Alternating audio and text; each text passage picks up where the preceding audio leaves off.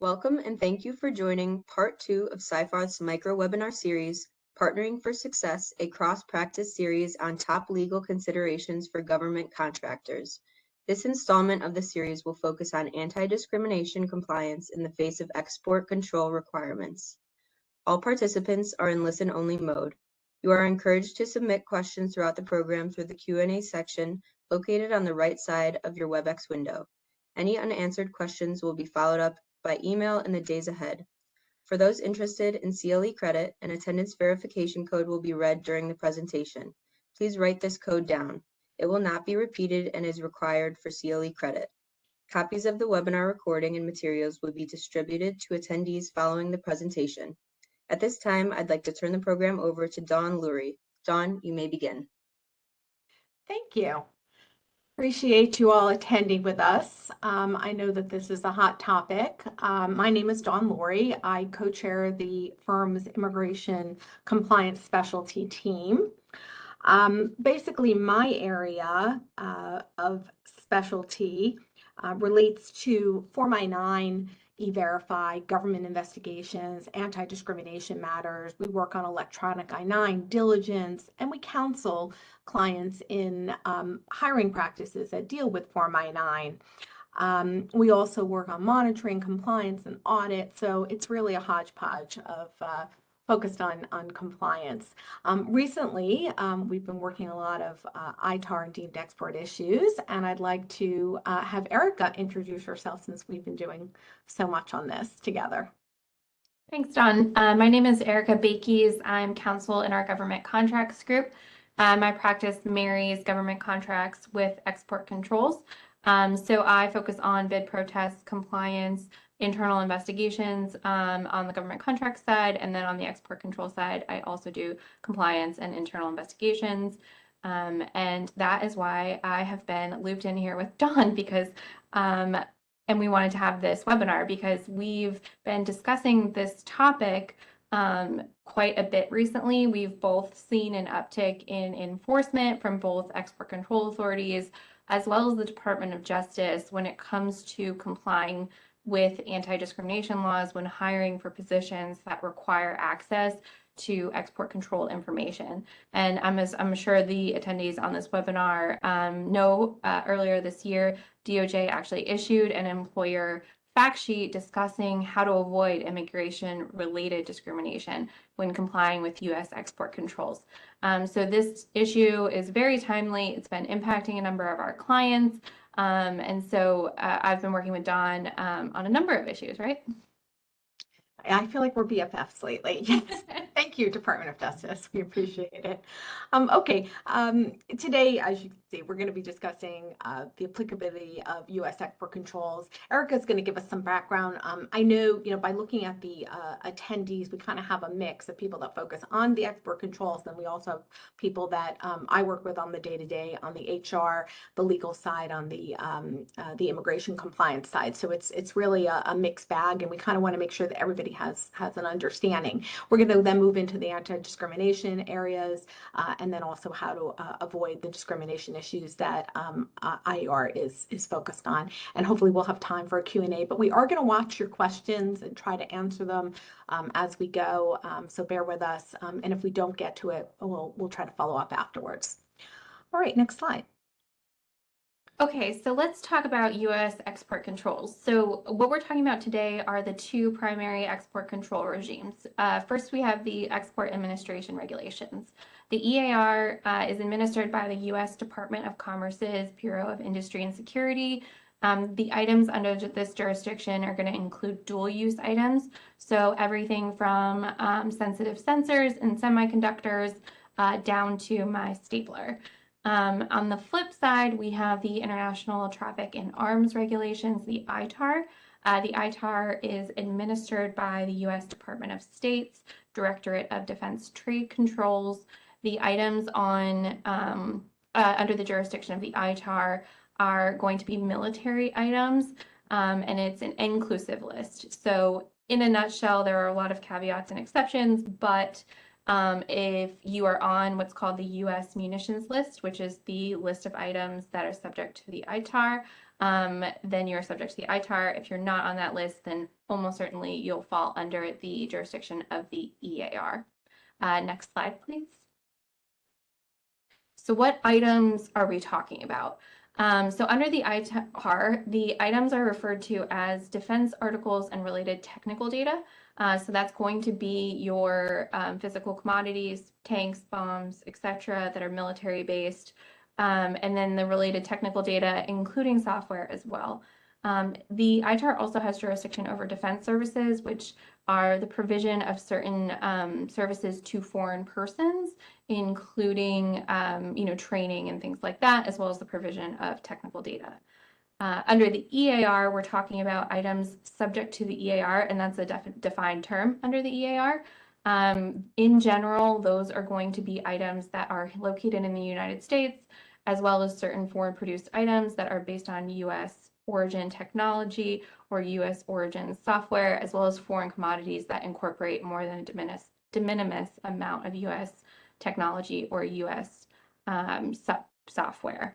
And when we, again, are talking about the EAR, it's going to include commodities, software, and technology. So that's what that term items encompasses. Next slide, please. Okay, so if we have an item, let's talk about what the types of export restrictions are. So whether an item is going to be restricted for export is going to depend on these four different categories. The first is going to be the end use. So if you're exporting your item to, how is it going to be used wherever it's being exported to? Typically, you're going to think about these, is it going to support a military endeavor? Is it going to support nuclear proliferation? Those are the types of prohibitions that may be applicable to your particular item and would be a prohibition based on the end use of the item. The second is going to be end user. So who specifically are you exporting the item to? There are going to be restrictions. These are typically called restricted party lists. In the US, you may have heard of like the denied parties list or the entity list or the specially designated nationals and blocked persons list. These lists are all restricted party lists, so whether or not you can export something may depend on who specifically you're exporting it to, including whether they're on one of these restricted party lists. Additionally, the specific item at issue is going to determine whether you can export it. Obviously, we're going to protect those or have more restrictions on exports for those items that are more sensitive, so semiconductors, military items, versus on the flip side, my stapler can go anywhere except for maybe an embargoed country. So there's two different, so that's the variety of restrictions depending on the item itself. And then finally, the destination. We treat various countries or various locations differently for geopolitical reasons, and that can also affect whether you're permitted to export something. My stapler can go to pretty much anywhere but an embargoed location, but other items may be restricted. We have various levels, so you've got your embargoed locations, Cuba, Iran, Syria, North Korea, and the various regions of Ukraine that are Russia controlled. And then on the flip side, you have significant restrictions, but not comprehensive. I think Russia, Belarus, and Venezuela. And then you've got other restrictions on other countries based on various geopolitical concerns. So those are the types of restrictions you're thinking about when you're thinking about whether you can export an item. Next slide, please. Okay, so really today, though, what we want to focus on is this concept called deemed exports. Even if your company is not exporting anything outside the United States, again, exporting software, technology, or commodities, so it's not just a physical export. If you're sending software, if you're sending technology abroad. But even if you're not doing any of it, the reason you still should care about export controls is because of the deemed export rule. For both the EAR and the ITAR, essentially what it is the transfer or release of technology or technical data or software source code to a foreign person here in the United States. And the reason that that's important is because under the regulations, that release or transfer is considered an export to that person's most recent country of citizenship or permanent residency for the EAR. And then for the ITAR, it's any country of citizenship or permanent residency held at any time, including those that were relinquished. And I think that distinction about, where the export is going to when you're releasing or transferring that technical data or software source code can be lost on some companies. It really, if you're dealing with ITAR equipment, you really need to be asking, and what are all of the countries that you've ever held citizenship or permanent residency, even if you no longer have that status there. Because if you have a dual national or a dual citizen from, Canada and China, that's going to, that person's going to be treated differently under different circumstances and under both the EAR and the ITAR. Next slide, please. All right, so what are some considerations that you need to take into account when you're dealing with deemed exports here in the United States? The first is you need to get a grasp on what items your company deals with. Are you dealing with items that are subject to heightened licensing requirements? Or are you dealing with things like staplers that don't have heightened licensing requirements?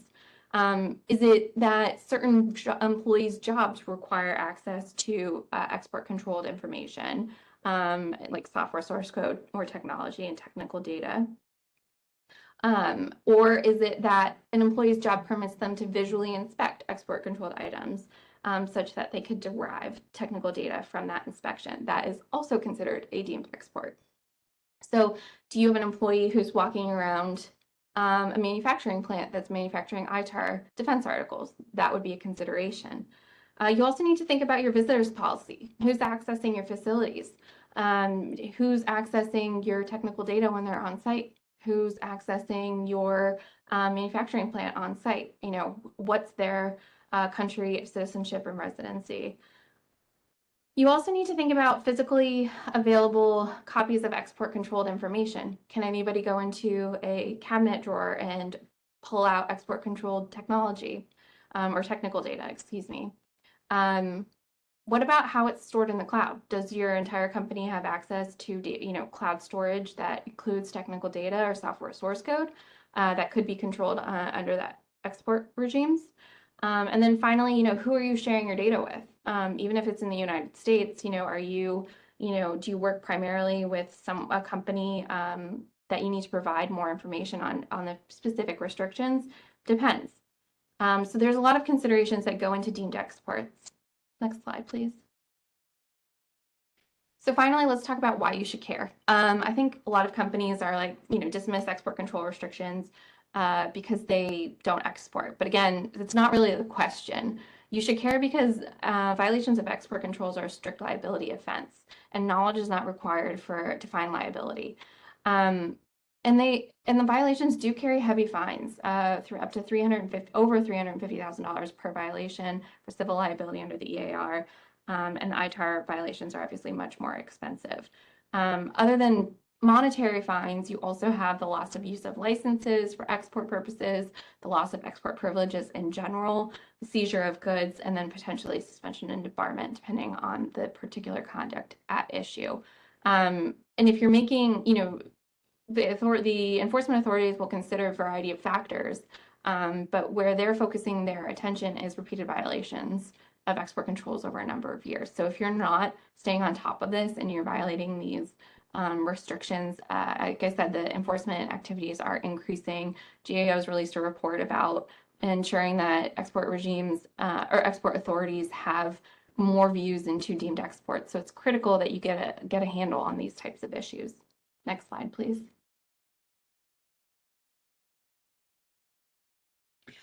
Erica, let me ask you a question. What about companies that have subcontracts? In other words, they may not be the company that has the contract that's affected by, but that they are manufacturing or they're dealing with export controls.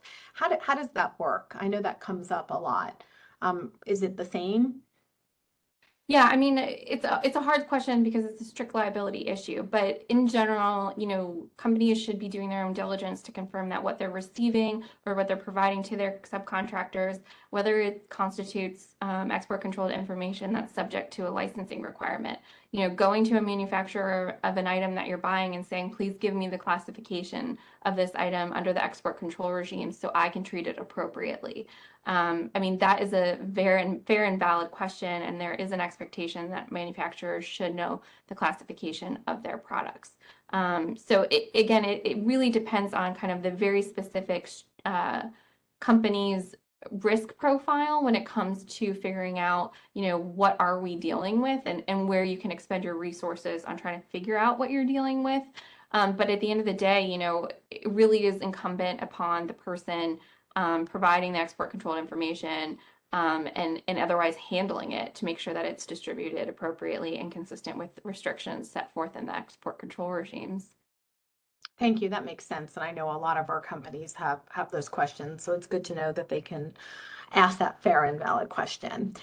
Okay, so just kind of flipping over and hyper-focusing on the anti-discrimination portion of this, which, as we said, has become more of a focus for the Department of Justice. So just a little history on the Immigrant and Employee Rights section of the Department of Justice. They used to be called the Office of Special Counsel. So for those of you that remember them when they were last active in this area, you might have seen them called OSC, but now they are IER. And basically back in 1986, when the Immigration Reform and Control Act was passed, that focused on I-9s and ensuring the worker identity and work eligibility of employees, there was kind of a balancing side of this, which is under 1324B, and it is to ensure that there's no discrimination in the process. So the anti-discrimination provisions of the INA prohibit basically 4 types of unlawful conduct. That's citizenship or immigration status discrimination, national origin, unfair documentary practices, and retaliation.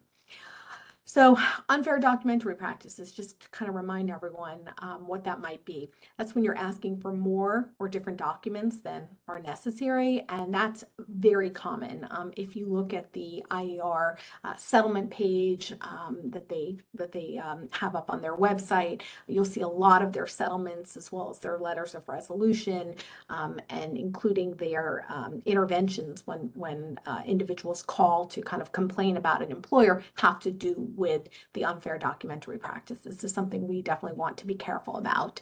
Under 1324B, it's important that employers in the hiring, firing, and recruiting decisions are not basing any of those decisions based on citizenship, immigration status, or national origin. And we also want to make sure that you're not treating workers differently based on the characteristics when you're actually looking at their documents or during onboarding or any part of the Form I-9 or the E-Verify process. So I think what you're going to hear from me today is a lot of reminders to separate out any of the export control, the deemed export process from the I-9 process.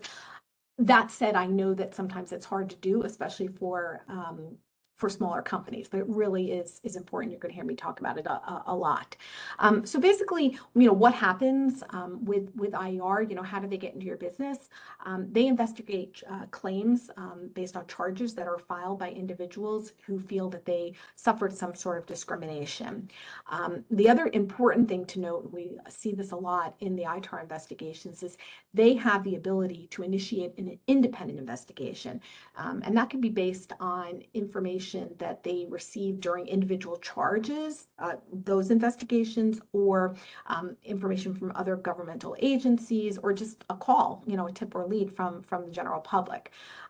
This idea of an independent investigation growing out of a charge is becoming more common. We actually have several open investigations, and one in particular, an ITAR that grew out of a charge that was ultimately closed, where IR investigated and they felt that the basis of the charge, the charging party, there was no case, but when they looked at the processes and the procedures of the company, they said, okay, so it wasn't a problem for this particular person who ended up to be unprotected, but great that you've provided us all this information, and now we're literally, like, the day they closed it, the next day they issued the independent investigation.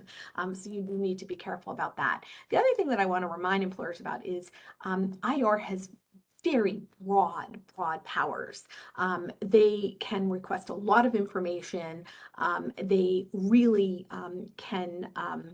It's incredible under the statute how far they can dig and what they can ask for, and what they can, what they can require companies to provide. So if anyone is involved or receives a notice from the Department of Justice, please take it very, very seriously. These investigations are very different than typical EOC charges or anything like that. These are things that you want to be careful about, and they should not be responded to in the same manner as a typical discrimination charge. It can really be problematic. So, in terms of enforcement, I just want to clarify, what you can expect, and like what happens at the end of one of these investigations. IR can issue civil penalty assessments. They can issue back pay awards, hiring orders. They can require monitoring, injunctive relief. They can do a lot. Usually the penalties are not tremendous, although some of them have been very, very large, but it's usually all the other things that we see in these type of resolutions. So, okay, next slide. This is the Form I-9 for those of you that don't deal with it. This basically is the form that captures an employer has to complete to verify the identity and the employment eligibility of an individual. We're not verifying a particular immigration status, and it's important not to do the Form I-9 prior to an offer and acceptance by the employee. Lots going on in the realm of Form I-9 right now. We have a new Form I-9. We have the ability to do virtual. So we have a whole slew of webinars and blog posts and other things coming out, but that's not today. Next slide. Terrific. All right. IR is focused a lot, as I said, on these deemed export violations. So let's just kind of start, and we'll do some building blocks. What IR is constantly reminding employers is that the ITAR and ER, they do not require a specific immigration status. And this is often a misunderstanding. Just because you have all of these requirements that Erica has already gone over, doesn't mean that you can just limit your jobs to US citizens, all right? Or workers with any particular status. You can't just say US citizens, which we see a lot, or LPRs, lawful permanent residents. That doesn't mean it. What it means is that you just have to get a license. Make it sound so easy. And the requirement to get a license has to be, this all has to be separate. So Erica, let's talk a little bit about the licenses now before we go on, and perhaps some of the difficulty. You can go to the next slide. Oh, I think we. Terrific. Yep, there we go. Yeah. So, so licenses, so once you've determined that a role requires access to export control information, what you're going to want to do is look at kind of, again, the prospective employees or hired employees, places of residency, permanent residency, and countries of citizenship, and determine whether a specific license is required for export to that location.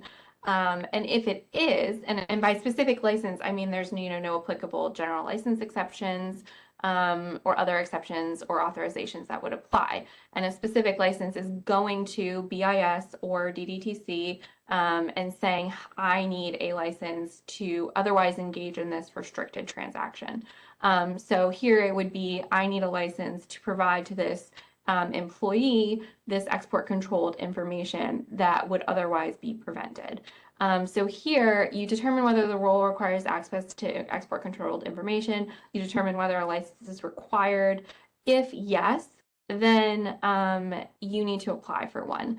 And again, it's important to remember the job's role as well.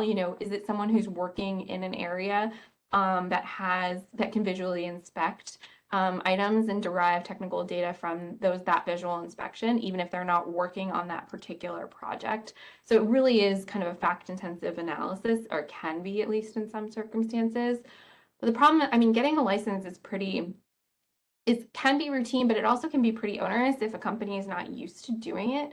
They require filling out a particular application and providing a lot of information, including a lot of personal information about the applicant, the recipient of the export controlled information. Especially if the person is Iranian, that can be particularly taxing to provide all of that information. And licenses themselves, they can take between 6 months and a year to get issued. 6 months, I would say, is a pretty good estimate, assuming that the license doesn't get returned without action, which can happen if the authority doesn't have, or the agency doesn't have enough information to make a determination about whether issuing the license would be consistent with national security priorities. And in that case, you have to provide additional information and refile and restart the analysis or the process. Which, as long as you do it timely, it can be okay. But again, it can take quite a bit of time. So understandably, companies, are hesitant to try and obtain a license for an employee in a variety of circumstances, just knowing, the cost of business of doing so. Terrific. Next slide. So it's important to understand the difference between a U.S. person and a foreign national foreign person. And this is where companies routinely get it wrong. And this, if you look at the settlements and you look at the concerns that IER has, a lot of it has to deal with people misunderstanding what the ITAR requirements are. So it's important to just kind of take a step back and say, what is a U.S. person? So U.S. person is a U.S. citizen, a lawful permanent resident, a national, and then certain classes of protected individuals, including asylees and refugees. Eric and I have spent a lot of time going through the definition, and it's not exactly protected individuals the same way we look at it, because it includes all asylees and refugees, as well as all lawful permanent residents, including, regardless of whether or not they've applied for naturalization in a certain period of time. So it is like, you should have like on your desk, and everyone should remember this, and you should be training your talent acquisition, your recruiters, your HR folks. Well, this is what a U.S. person is. Lots of times I get calls and I say, we have a contract that has a U.S. citizen only policy in it. And we go back and we say, is this, is it actually a U.S.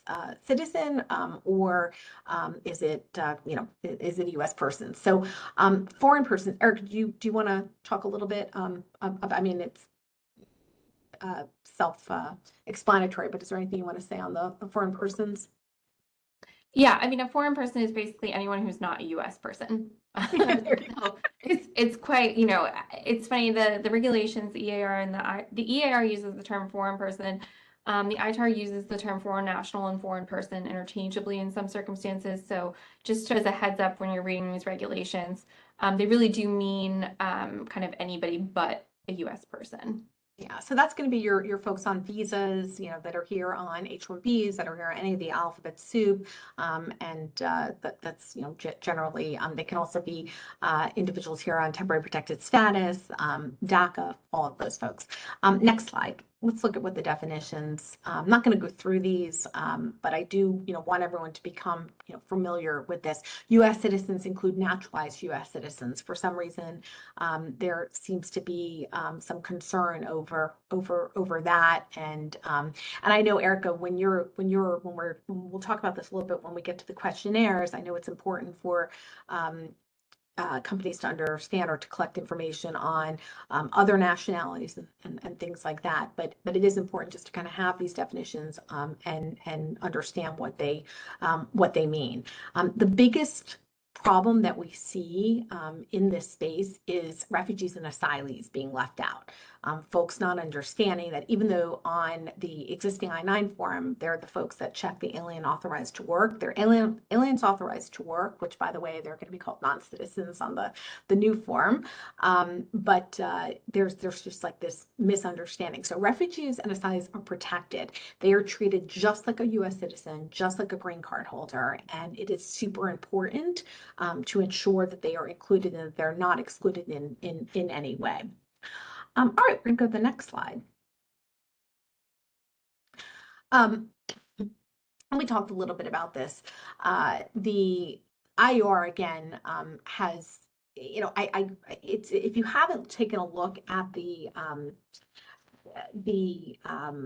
employer fact sheet that IR has issued in April. Please do. If you're dealing with this, I think it's important for you to take a look. Honestly, I was a little bit disappointed. I thought we would get more from IR. It's a little bit generic.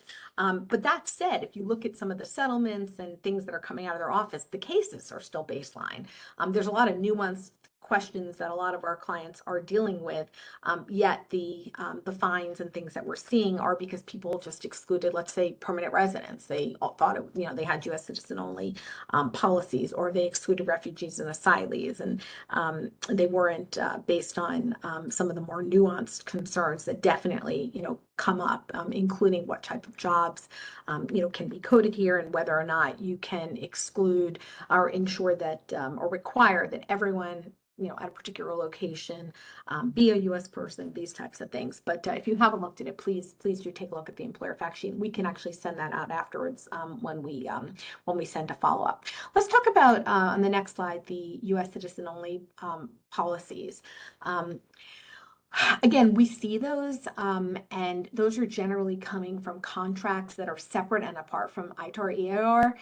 That's generally for federal contracts dealing with certain agencies. So there are certain contracts that have U.S. citizen only policies, but that's not what we're talking about when we're dealing with the deemed export issues. So be careful about that. What we do when we hear, we have a U.S. citizen, we say, okay, are you sure about that? Let's take a look at the contract, especially in the context of these flow downs, right? Where you're not the prime contractor, but you're hearing from someone that you're working with, oh, you must hire U.S. citizens.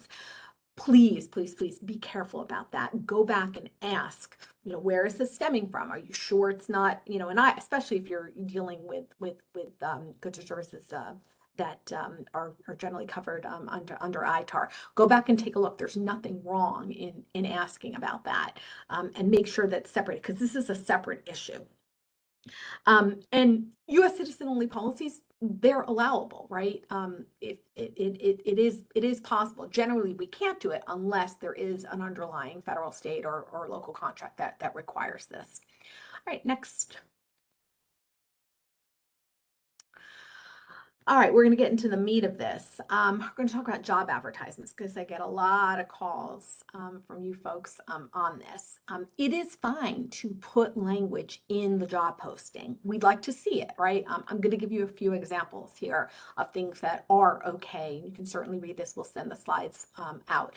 You can let applicants know that in order to comply with the export control regulations, folks have to be eligible. You can note that individuals have to be U.S. persons. I think it's really important to ensure that at some point you're defining U.S. persons, and that your folks that are dealing with these job advertisements or getting questions or doing any screenings understand, because that's generally where we see the breakdown, where somebody misunderstands. This is the advertisement.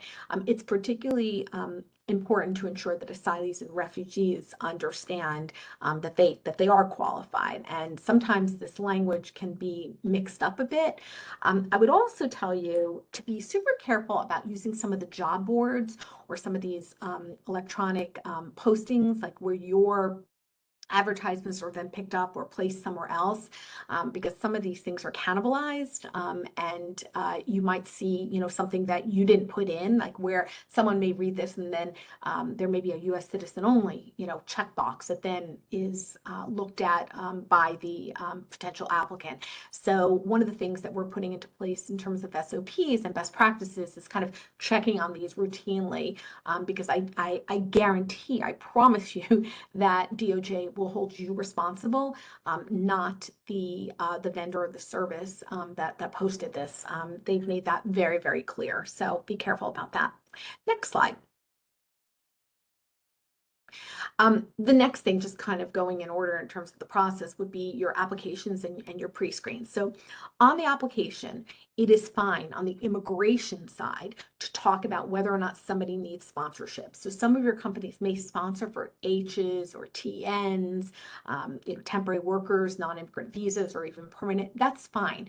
And it's allowable to ask whether or not you can ask on the application whether or not somebody's authorized to work in the United States, and then you can ask whether or not they will require sponsorship, either now or in the future. We all know that that's, if you deal in this, it's a tricky question. Sometimes the foreign students don't understand what that question means, or they'll say we don't need sponsorship because they don't need it now. Again, that's another area, but this is all on the immigration compliance side, right? So it's fine to ask those questions. It's even fine. There are these what we call the blessed questions from IER that they've said is allowable. You can talk about immigration sponsorship. We even include immigration support, right? For those of you that sponsor STEM, OPT students. It's fine to ask about that, but that has to be separate and apart from the export control process.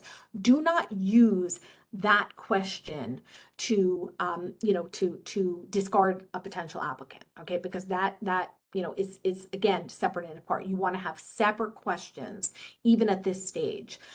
When you get in terms of the immigration status, drilling down on the non-immigrant status at this point at the pre-hire stage is generally not recommended. To the point or to the extent that you may screen out a refugee or asylee. So you want to be careful about that. Although once somebody identifies as needing sponsorship, it is fine then to go ahead and have that pre-immigration sponsorship conversation. Your immigration attorney, certainly can be involved, your talent, because you want to know like what kind of support, whether or not you want to support them in the immigration journey, and that's fine. But on the other side, we have the deemed export, and in either recruiter screening calls or again, even in your, in meetings, you can ask whether or not somebody is a U.S. person. But at this point, again, especially if it's just on your screening, you may not at this point want to drill down until you have competent individuals. Please try to keep this separate, the immigration sponsorship from the export control questions separate. All right, next slide. So then what happens, right? So now we're at the point where we want to move forward and we want to have some sort of deemed export, either a questionnaire or some sort of assessment. One of the things that was particularly helpful in the employer fact sheet that the Department of Justice actually put out talks about the export compliance assessment. And they talk about, they say that it usually involves asking workers to present documentation proving their citizenship or immigration status to allow the employer to assess whether authorization is required. What they'll say throughout what I've been saying is, not to combine the export control assessment with the Form I-9 process, right? And again, that's, it seems easy to do, but apparently it's not, because we see companies mixing them up. To the extent that you can have different people responsible for this, I think that's important. Even if you have somebody on the HR team that's administering the questionnaire, a best practice would be to go back to the trade, to the export control folks, for them to take a look at it and to see what the responses were, and for them to make a determination outside of the I-9 process. Normally the assessment, just logistically speaking, and Erica, you can tell me if you think differently, but generally that's going to be even before the I-9 is technically completed. We'll usually start the assessment before, so it's, I think, easier just from a timeline to do that. As I said, we've been working on different types of questionnaires. So Erica, let me stop here and let's talk about questionnaires, because we worked on a lot of these. We've seen, in the IR flyer, they talk about asking workers to present documentation. So in that case, we would have two times that a worker would need to present documents, right? We would have it at the I-9 process and we would have it at this process. For the I-9 process, it's mandatory. Like, you have to show either, a List A or a B and C document to prove identity and work authorization. Does a company have to actually see documents, or may they take some sort of attestation in the export control assessment? Yeah, so the export control regimes don't require any specific process for ensuring compliance with export control restrictions, which is not helpful. But what a company is obligated to do is comply. So you have to figure out what you need to comply with. In general, in my experience, companies are are doing both approaches depending on the scope of their risk and their administrative resources, frankly. So every company is going to take a different approach depending on, really right sizing their compliance obligations to their company. So some companies are asking for documentation to confirm status. Some aren't and asking instead for a certification. Certifications tend to hold weight with export control authorities. So that's particularly helpful. But again, if you're a large defense contractor and you need to have all your ducks in a row, or you're in the high tech industry, or you're in the aerospace industry, or and you need further and you have a comprehensive export control compliance policy, or maybe you've had issues in the past where you've let people slip through the cracks here, who may not understand your questionnaire. In those situations, it may be appropriate to ask for documentation for, not in a way that's discriminatory, but obviously, have a policy that applies to everybody equally. But, in those circumstances, it can be appropriate. So again, it really depends on what your approach can be for your specific company and the facts surrounding your resources, your company's processes, your where export controlled information is located, stored, accessed throughout your company. Perfect, exactly. All right, next slide. In terms of best practices, consistency is key here in terms of ensuring that we are not over applying requirements and that we are being consistent in in what type of documents we're asking for. What we don't want to do is ask certain people for documents and other people just take their word on the attestation. And again, IER has reminded us not to use the ITAR or ER as a reason to limit the candidates or the certain types of job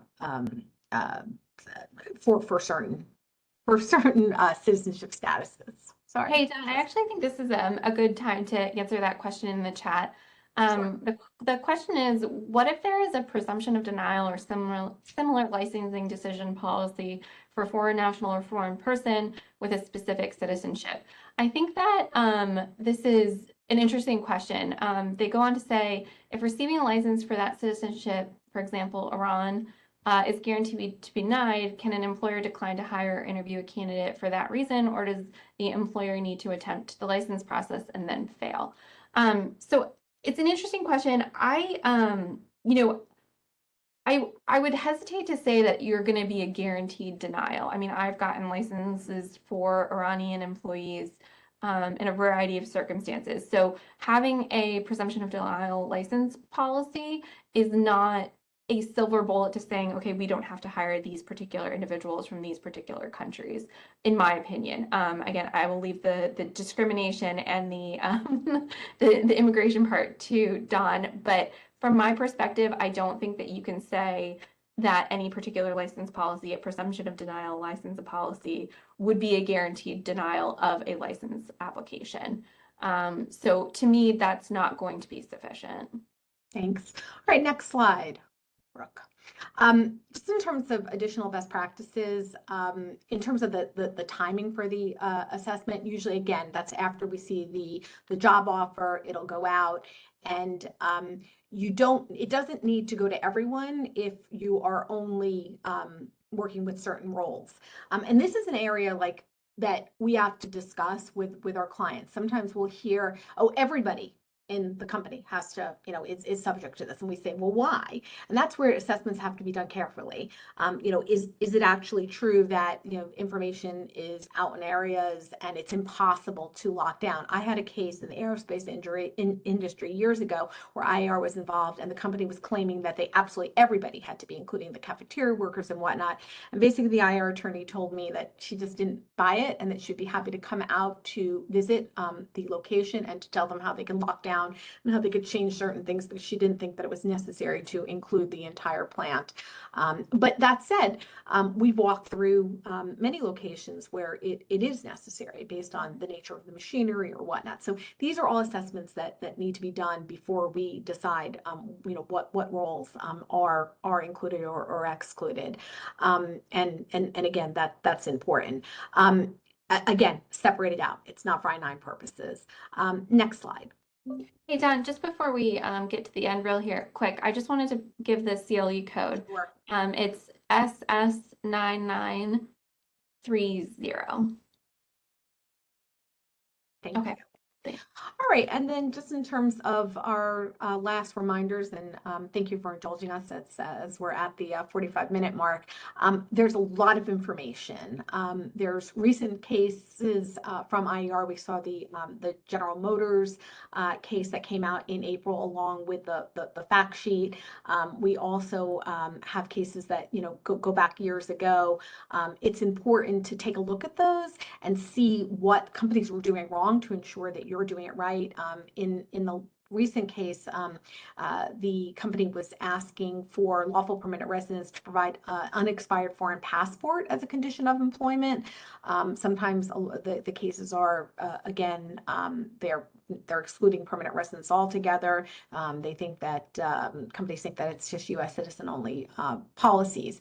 So it is important to ensure that we are consistent in the protections, and that refugees and asylees are included, and that there's no additional documents that are required or are asked about. Again, IR cautions against asking job applicants questions about their immigration or their citizenship status for positions that are even subject to export control laws, because they're concerned that you may deter refugees or asylees. But the bottom line is that if questions are asked to all job applicants and it's solely to determine the export control assessment, then really 1324B, the anti-discrimination, should not be implicated, and we should not have a problem. So thank you all for indulging us the extra minute. This is a really complex area, and there's really no one size fits all. The best thing that we can tell you is to work with your counsel, go back, look at your processes, make sure that you have train your folks, train your recruiters, train your HR folks, and please separate these things out. Thank you for joining us. Erica, any last words? No, thank you so much for being here. Don and I are available as needed to help you with your export control, discrimination, and immigration questions. I hope you all have a great day. Take care. Thank you.